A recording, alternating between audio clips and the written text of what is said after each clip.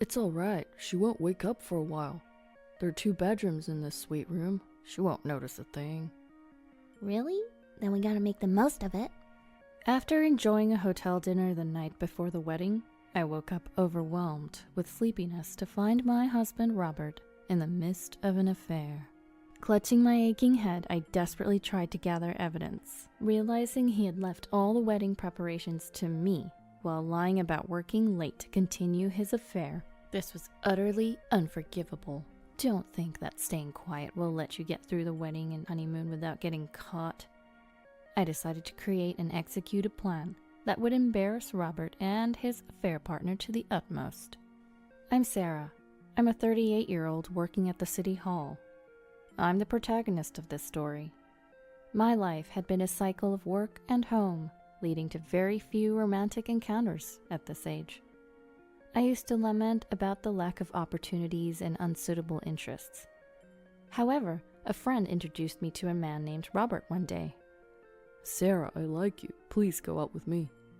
Me? Yes, I'd be delighted. Honestly, I never found him especially handsome or my type, but I was drawn to his sincerity, and we started dating. I thought I wouldn't find anyone else who could love a woman who just went back and forth between work and home, so I wanted to cherish him for life. Since Robert proposed dating with marriage in mind, he had already finished booking the wedding venue and honeymoon. I'll never forget the problems that came with booking and the process. Robert was a bit lax with money and often didn't prepare payments on time for the wedding venue and travel agency. He always made excuses, and I had to prod him to do anything.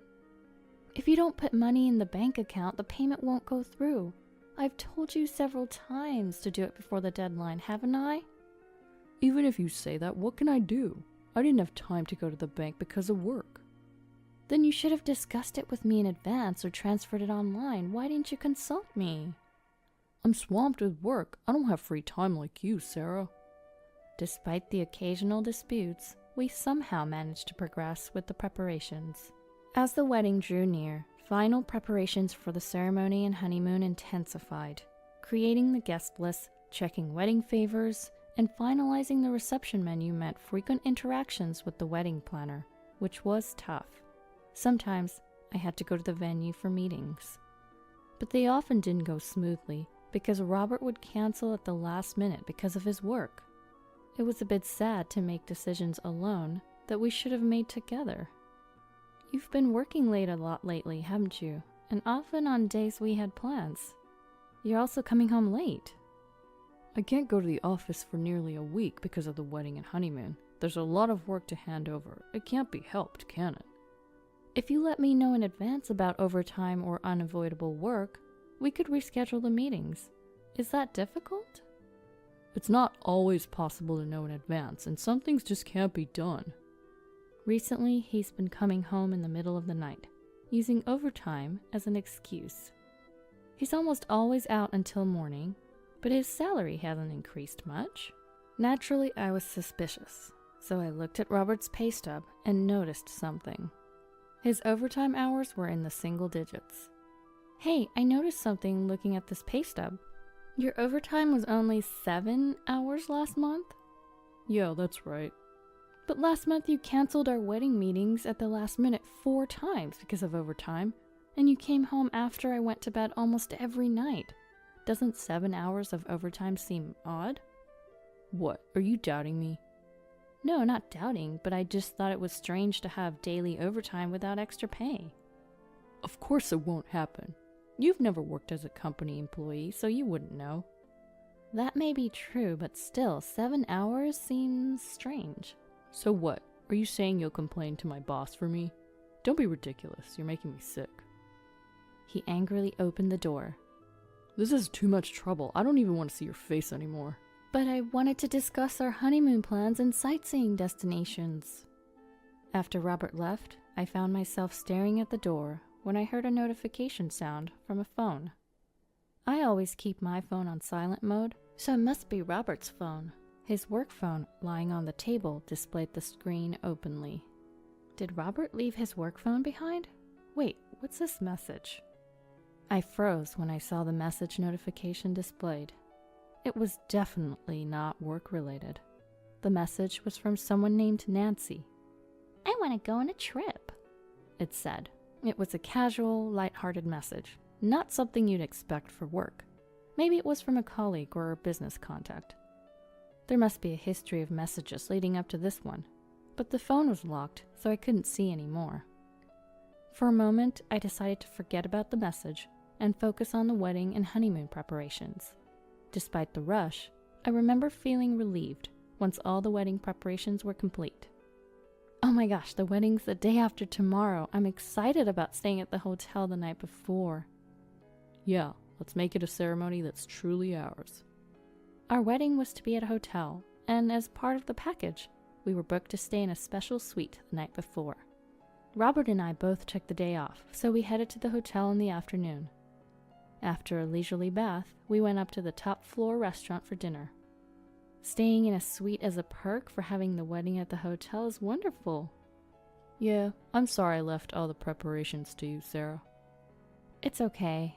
Your work seemed tough and the planner did a great job with everything, so it worked out. It had been a while since Robert and I had a relaxed conversation. I realized we hadn't had that much time together lately. I felt like you were a bit demanding, but the planner was amazing. She managed to incorporate your ideas while organizing everything so well. What do you mean demanding? But yeah, we really owe it to her. We got seated at the restaurant. We were served exquisite dishes I've never seen before. I noticed Robert's glass was empty. What do you want to drink next? What should I get?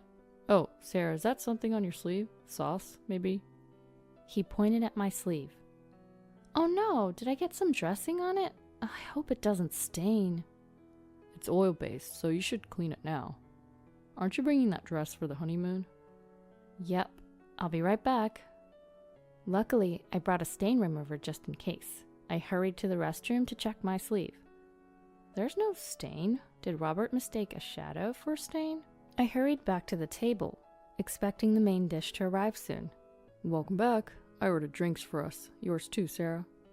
Thank you. Is this a cocktail? Yeah, I found one I thought you'd like. Why not try it? I appreciate it, but remember we agreed not to drink tonight because of the wedding tomorrow. Did we? Well, one drink won't hurt. Come on, try it. I decided to give it a try. The cocktail had a vibrant contrast of orange and yellow. It's delicious, orange flavored but not too sweet, with a refreshing hint of herbs. Just my taste. You know me well, Robert. I thought you'd say that. Did you think I wouldn't know what you like? Sorry, my mistake. What are you drinking, Robert? Oh, this? It's a cocktail too, but I don't think you'll like it. Really? Normally, Robert would say, try this one too. But this time, he subtly declined to share his drink. After enjoying a leisurely meal, we returned to our room, and I was suddenly hit by an overwhelming sleepiness. I wanted to enjoy the suite more, but sleep overcame me, and I collapsed into bed. Sorry, I'm really sleepy now. I'm gonna take a quick shower and head to bed early. Okay. You've been busy with the wedding preparations lately. Tomorrow's a big day, so rest up. It was quite early, before 8 p.m., but I went to bed. When I suddenly woke up and tried to get up, I heard voices. At first, I thought Robert was on the phone, and almost went back to sleep, but I had a headache. When I tried to move to get some painkillers from my purse, I felt something was off. Could someone else be in the room? But who? This suite was for just the two of us. It's a large room, but it seems strange that someone besides Robert and I would be here. Really? Are you sure this will be okay? Your wife's sleeping, right? It's fine. Sarah won't wake up for a while. There are 2 bedrooms in this suite. She won't notice. Really? Well then, we gotta have fun as much as we can. I couldn't see who it was, but I clearly heard a woman's voice. That's when I realized this wasn't a phone call. There was another woman, Robert's affair partner, in this suite. I remembered the front desk mentioning this was one of the hotel's best suites with 2 bedrooms. Holding my aching head, I quietly got up, took my phone, and headed to the other bedroom. I filmed the 2 of them with my newly upgraded phone, perfect for capturing videos even in low light. It was 9:30 p.m. I thought I might still have a chance. After recording, I returned to my bedroom and immediately contacted my parents, in-laws, and Robert's boss. I was grateful to have their contacts from a pre-wedding drinks event organized by Robert. I sent the video of their affair and received replies from my parents and in-laws saying they would come to the room to talk. But I had prepared for the worst. If we stormed in suddenly, Robert might pretend nothing was happening. It would be more impactful to catch them in a well-planned manner. I asked my parents and in-laws, who were also staying at the hotel, to wait by the elevators of our floor. Looking around the bedroom, I noticed Robert's and his affair partner's clothes, carelessly discarded near the bed. I collected them and locked them in a nearby safe, making sure they couldn't retrieve their clothes.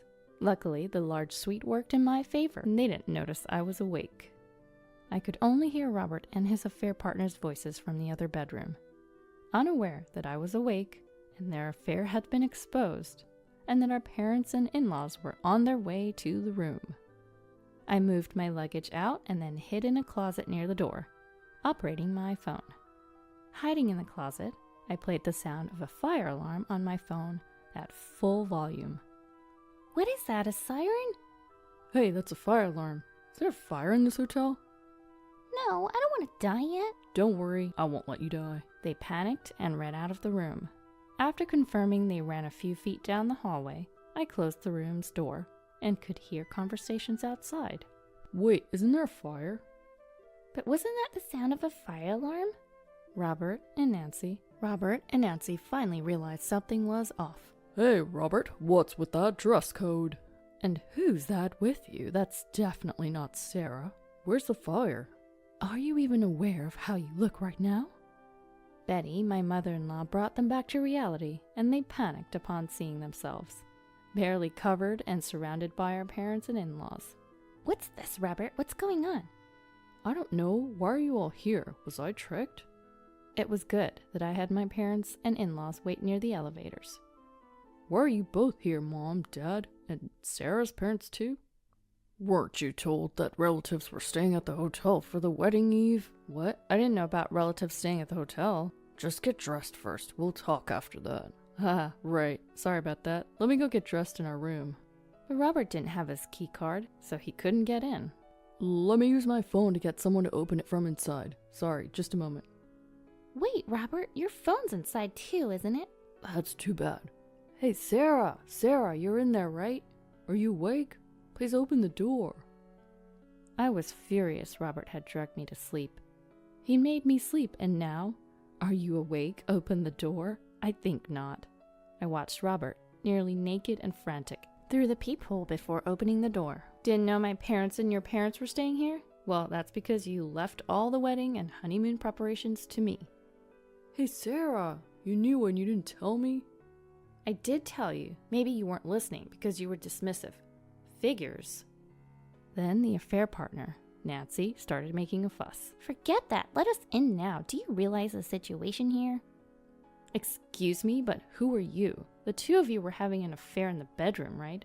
You were startled by the sound of the fire alarm outside, and when you ran out to evacuate, everyone found out and you were in deep trouble, right? I'm Nancy, Robert's girlfriend. If you understand, let us in, old lady. Sure, come in. All right, Dad, Mom, William, and Betty, please come in too. I invited my parents and in-laws into the room. Hey, my dad doesn't need to be involved. Why not? We should hear the explanation. Sarah, sorry, but we're coming in. Of course, I'd like to resolve this here and now. Robert and Nancy rushed to the bed to look for their clothes. My clothes are gone. Mine too. Robert, what's going on? How would I know? Guess we're stuck naked. Wait, there should be bathrobes here. At least we can wear those. They hurried to the bathroom, but it was too late. I had already collected the large bath towels and bathrobes while they were in the midst of their affair. No way, the bathrobes are gone. Hey, no towels either. No clothes, no towels. What's going on? I stood before them with the bathrobes in hand. Looking for these bathrobes, you two? Hey, give me that robe now. I'm getting cold. I'm freezing, old lady. Hurry up and give it to me. I ignored the two complaining and went to the bathroom with the two bathrobes. The bathtub was still filled with water, left as they had used it, but I submerged the robes in it. Hey, Sarah, what do you think you're doing? What are you doing, old lady? You're saying we should stay naked? There's nothing here for despicable people like Robert and you to wear. Why don't you just stay naked? They finally quieted down. So, Sarah and Robert and you, Nancy, was it? Let's hear what you have to say. Robert was surrounded by his parents and mine, nearly naked, looking smaller than I'd ever seen. It was just a fling before the wedding, a bit of fun. Are you serious? Robert, you were talking about going on a honeymoon with me. You said you were going to marry me after you divorced her. Smooth talker, right? But Nancy, you seriously believed what I said? Learn to distinguish between truth and jokes. Jokes, huh? I heard from Sarah. But Robert, you weren't even preparing for the wedding or honeymoon, just coming home late every night. No, I was busy at work. Then Robert whispered to me in a low voice, glaring. Hey, Sarah, did you rat me out to your family, telling on your own husband? That's a dirty move. Who's a dirty one here, working overtime for just 7 hours? 7 hours of overtime? What do you mean, Sarah? Betty asked, puzzled. For the past 2 or 3 months before the wedding, Robert started coming home late. He said he was working overtime, but his pay stubs showed only about 7 hours of overtime each month. Coming home late at night with only 7 hours of overtime? That's strange. Oh, you're still talking about that? Not all overtime hours get recorded, you know. That's just how it is for us. Robert was turning red, waving his hands frantically. Maybe it's time to be honest. I asked your company, and they said you've been leaving on time every day because of the wedding preparations. Leaving on time and then... That's right. Finishing work, not coming home, leaving all the wedding and honeymoon prep to me, and having fun with Nancy. Betty and William looked furious. Robert, do you even think about Sarah? Betraying the person who loved you without a second thought? It's unforgivable. No, Betty, you don't need to apologize. Then Dad asked solemnly, Robert, if you wanted to cheat, why get married in the first place? No, it was just a moment of weakness. Liar, you told me I wouldn't choose an old maid unless she's a stable City Hall employee who can't be fired. I'd never pick her otherwise. I sighed, hearing Nancy's candid words. Robert, marry me. I can cook. I'll be a good wife. No way. Nancy, you were talking about becoming an influencer and not renewing your temp contract at my company, right? Influencer housewife. That sounds good. I'm not marrying a woman who's just trying to leech off me. Their ridiculous argument was giving me a headache. For the record, I'm not working to support you, Robert. And after this, I can't continue our marriage. It's divorce for us. Think it over. We have our wedding tomorrow and my boss is here. We can't just cancel it. It seems like he can only think about himself in this situation. Think it over? Seriously? Do you even understand what you've done? I'm sorry. Let's make up and start over, okay? Dad intervened, seeing enough. Start over? You think marriage is a game you can reset whenever you're in a pinch? Exactly. Apologize and reset. It's not that simple, Robert. Ultimately, the wedding the next day was cancelled, with Robert bearing the cancellation fees. Nancy, eager to get married before turning 26, had approached Robert, but it seems he's now planning to break up with her. After the wedding cancellation, rumors about Robert and Nancy's affair had been circulating at his workplace. Robert was called in by his boss to discuss the scandal and his relationship with Nancy, a temp worker. Though he tried to deny it, testimonies and eyewitness accounts revealed everything. As a result, Robert was transferred to a rural branch, but he couldn't stand it and submitted his resignation. However, his job search since had been unsuccessful. His demeanor seems to be a turnoff in interviews, and he's been rejected repeatedly. Nancy quit her temp job, claiming she'd become an influencer, but online she's already labeled as the adulteress. Lately, she's been posting controversial content aiming to gain attention and money, but she's infamous in a dishonorable way. One day, while I was working at the city hall, Nancy came to my counter and started yelling. I came here because I heard you worked here. It's your fault I can't work as an influencer. What can I assist you with today? If there's no specific matter, I must excuse myself. It was you, right, Sarah? You posted about my affair and cheating, typing away in that computer using our tax money to do petty things. I'm not aware of such actions. Please don't disturb the others here. I signaled and called security. Fortunately, being used to dealing with difficult people helped, and security arrived quickly. Let go of me. I need to talk to Sarah. This is a city hall. If you cause a disturbance, we may involve the police. Please be aware of that. I handled it calmly as usual. I never thought my training in dealing with difficult people would come in handy like this. After that, Nancy stopped visiting me, which was a relief. I continued to work at the city hall. Being busy with work helps me avoid thinking about the divorce and the past troubles. Then an old college friend reached out to me, wanting to introduce me to someone who shares my interest in a particular comic series. It's rare to find someone who knows that series, so I was surprised and excited. Being an old friend from college, she knew my interests and tastes. This friend's recommendation meant a lot, and I was eager to meet this person. After everything with Robert, I had wondered about my future. But now, with new work and social opportunities, my days are fulfilling.